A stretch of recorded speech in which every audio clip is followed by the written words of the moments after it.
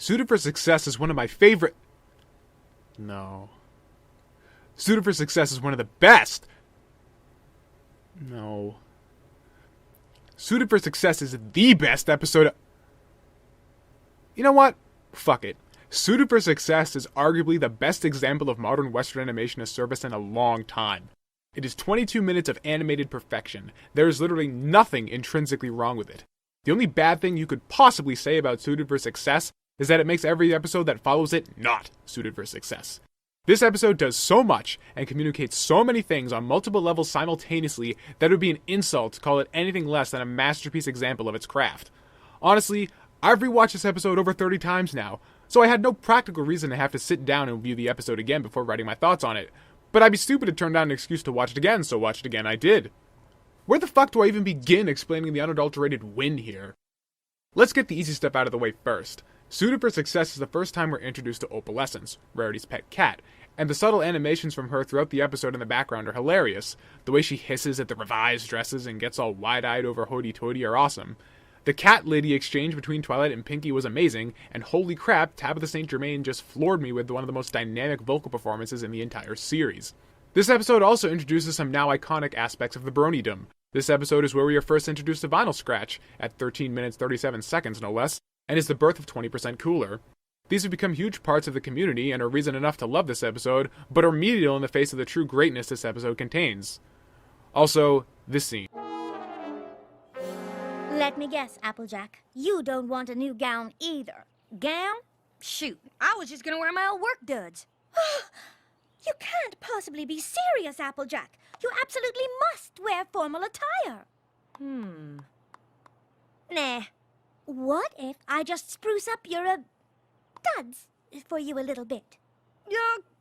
Okay, sure, why not? Since you're offering and all, just don't make them too, frou-frou-y. Deal? Aw, aren't they so cute together? I mean, Rarity and Applejack still have that, friction in their relationship. And the fact that it still prevails even after they made peace and Look Before You Sleep not only provides some continuity in their behavior, but it also makes their relationship feel more natural. Because none of them have changed who they are, they just came to an understanding that their differences shouldn't dictate how they treat each other. But those differences are still there, and as such, they still don't see eye to eye on things, so they still bicker and poke fun at each other, just as in this series as it was before. Yeah. More continuity on AJ's part comes when she attempts to put the task Rarity just set herself up for into perspective, yet again showing Applejack as the voice of reason. Rarity completely ignores her, though. Yeah, so, onto the real reasons why this episode is the best thing since forever.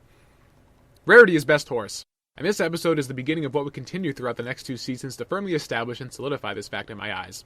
Someday soon, I'll explain in great length about why Rarity is my favorite character in the show as well as the most dynamic and three-dimensional. But I really can't sing the praises of this episode without gushing over Rarity, so here's the Cliff Notes version. Rarity is the personification of Lauren Faust giving the proverbial middle finger to the status quo of girls' entertainment. With Rarity, she took arguably the most common trope that prevails in TV for little girls and sculpted it into one of the most dynamic characters in modern all-ages media. And while it was very easy to look at Rarity's limited screen time and character development up until this episode and think that she would stay well within the realms of her stereotype, Suited for Success so thoroughly destroys that perception that its execution is almost a work of art unto itself. Even with the episode Look Before You Sleep, which I lauded for its character development of the cast members involved, Rarity included, she was still easy to perceive as a prissy, fashion-obsessed snob if you didn't take the time to look for the subtleties on display there, which, let's be honest, if you were turned off from her character at that point like I was, you weren't really looking for them. Here, though, she just completely blossoms and you can't help but see her in a new, far superior light. Rarity isn't fashion-obsessed, it's her passion. This is the first time we truly see Rarity as an artist. And even in the first episode when she tries all those dresses on Twilight, we didn't know that she made all of them. Here though, all the blood, sweat, and tears are shown as she puts all of her drive into making the best product she can for her friends, even when she doesn't personally approve of them. We see that Rarity is a creator. Her love of fashion isn't because she's obsessed with empty social perceptions, it's because fashion is her canvas in which she expresses herself. Dressmaking is the language of her soul. But that's not enough for this pony, no. No, she gets even more amazing, because Carousel Boutique isn't some shop that Rarity works in. No. She owns the damn place. The girl is an independent business owner on top of being a creator. She not only knows what she wants to do, but she's getting there her own way, building it all completely from the ground up.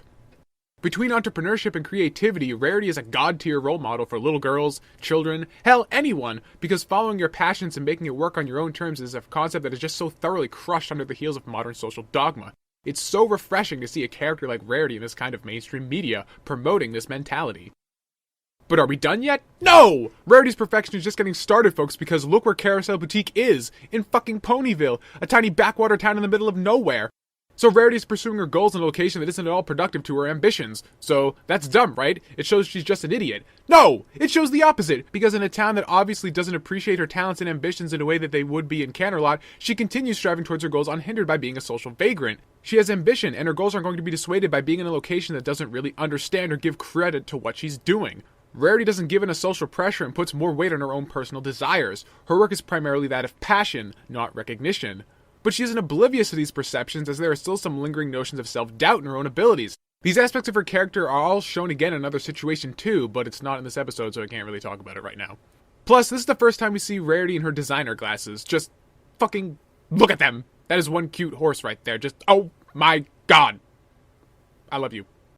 Okay, let's move on. Art of the dress. Thread by thread, stitching it together. Twilight stress, cutting out the pattern snip by snip, making sure the fabric falls nicely. It's the perfect color and so hip. Always gotta keep in mind my pacing, making sure the clothes correctly facing. I'm stitching Twilight dress. Art of the fucking dress. Kasumi Evans' voice is angelic. Every time she sings, it's like a chorus of divinity filling my ears, and here is no exception. Hell, I'd say this is her finest performance. Daniel Ingram is as usual god tier, his beats are catching, the lyrics are fun, and even more so, this song has a completely addictive sense of flow in the delivery of its lyrics that still has me singing it constantly over a year later. These all make Suited for Success an amazing episode, but there are a few other episodes I could cite that reach similar heights. So why is it then that this is the episode for me? Believe it or not, it has nothing to do with my blatant Rarity bias. The real reason why I love this episode, the reason why this episode resonates with me so strongly, is that it's one of the few examples of an episode that is delivering a message beyond the obvious moral, and probably one of the only ones that breaks the fourth wall in a truly unique fashion. Now, maybe you're saying, but Tommy, the morals were presented very bluntly in the letter to Celestia. Don't look a gift horse in the mouth. And to that I say, look hard. This episode may be communicating that simple message on a surface level, and there is certainly nothing wrong with that, but looking deeper reveals something truly magical. Rarity is actually acting as an avatar in this episode for all the creative members on the DHX staff, and, by extension, everyone watching who has ever been involved in creative work in a professional environment.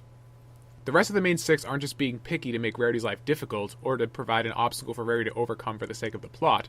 They each represent a classic archetype of difficult clientele that the freelance artist faces.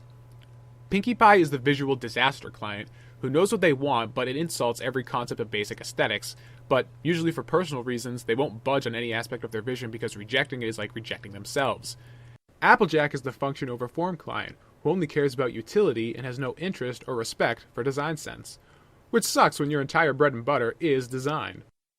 Rainbow Dash is the I'll know it when I see it client, who has a vague idea of what they would like but cannot communicate it in any concrete fashion, leaving it up to the designer to play guess and check, wasting tons of otherwise valuable time. Twilight, on the other hand, is the overly specific client. They attempt to micromanage and plan out every part of the production, even if they aren't actually qualified to do so. Fluttershy is the thinks they know what they're doing client. They have a menial amount of knowledge of some aspect of what you're doing, and think that allows them to talk to you about creative decisions on an equal level. Anyone who has ever worked in freelance knows of the pains associated with working with these types of individuals, and the fact that it was so subtly weaved into the episode without at all distracting from the core message and events occurring at the same time is beautiful. And finally, the moment of the episode. When we get to this line. Make sure that it stays within our budget. When we get here, this episode unquestionably transcends candy-colored horses and becomes a direct dialogue from the creators. And this is what makes Suited for Success transform from an amazing piece of television that is nearly unequal among its peers into a piece of art unto itself. Because, remember, Rarity is making all these dresses for her friends, free of charge. So why are the rest of the main six talking about money? Because the characters aren't the ones actually talking here. The DHX staff themselves are. Rarity's plight becomes a vessel for the staff themselves to make a comment on the industry they work in every day, and the difficulties therein. It's such an amazingly meta concept, as in that brief moment, the plot and the characters become transparent, and the scene simplifies into the artist talking directly to the viewer. And this isn't ham-fisted, it isn't blatant. In fact, for people who don't even work in the creative field, it might not even been all that noticeable, at least on your first viewing. But to anyone who does artistic work, this is standing ovation level meta-commentary, as it is a daily occurrence. And to use the very product of the system you are commenting on to deliver a silent protest of the difficulties therein is just too damn perfect. And if all of that doesn't do it for you, at the 2012 Summer BronyCon during her Q&A panel, when asked what her favorite episode of MLP was, Lauren Faust answered with the only logical choice. I was really happy with Suited for Success. And that's my favorite episode. Thank you. So hurry up and get on her level, and by extension, get on mine. So yeah, this episode was kind of good. And did I mention Art of the Dress? Stitch by stitch, stitching it together. Twilight dress, the cutting of the pattern snip by snip, making sure the fabric folds nicely. It's a perfect color and so hip. Always got to keep in mind my pacing, making sure the clothes correctly facing. I'm stitching Twilight's dress. Yard by yard, I'm fussing on the details. The jewel neckline, don't you know a stitch in time saves 9? Make her something perfect to inspire, even though she hates formal attire. Gotta mind those intimate details, even though she's more concerned with sales. It's Applejack's new dress. Dressmaking's easy, afford Pinkie Pie something pink. Fluttershy something breezy, blend color and form, do you think it looks cheesy? Something brash, perhaps quite fetching. Hook and eye, couldn't you just simply die? Making sure it fits for lock and caress, and don't forget some magic in the dress. Even though it rides high on the flank, rainbow won't look like a tank. I'm stitching Rainbow's dress. Piece by piece, snip by snip, group dot collar, shoulders hip, thread by thread, trimmed and pressed, yard by yard, never stressed, and that's the art of the dress.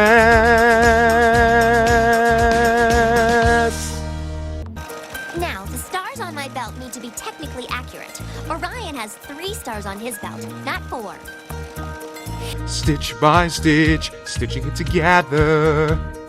Deadline looms, and don't you know the client's always right? Even if my fabric choice was perfect, gotta get them all done by tonight. Pinkie Pie, the color's too obtrusive, when until you see it in the light. I'm sewing them together. Do you think my gown would be more me with some lollipops? Well, I think balloons will do it! Hour by hour, one more change, I'm sewing them together.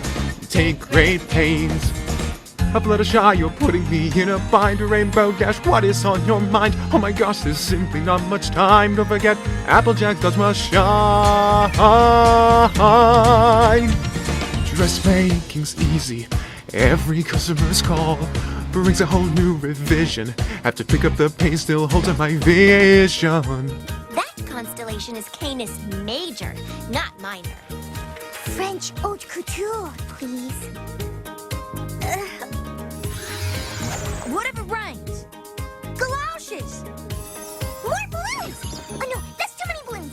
More candy. Oh, less candy. Oh wait, I know. Streamers. Streamers. Whose dress is this? Streamers it is. What? Aren't you going to tell me to change something too? No, I just want my dress to be cool. Do you not like the color? The color's fine, just make it look cooler. Do you not like the shape? The shape's fine, just make the whole thing, cooler. It needs to be about 20% cooler. All we ever want is indecision. All we really like is what we know. Gotta balance style with adherence and making sure we make a good appearance. Even if you simply have to fudge it, make sure that it stays within our budget. Got to overcome intimidation. Remember, it's all in the presentation. Piece by piece, snip by snip, croup.com, shoulders hip, bolt by bolt, brimmed and pressed, yard by yard, always stressed, and that's the art of the dress.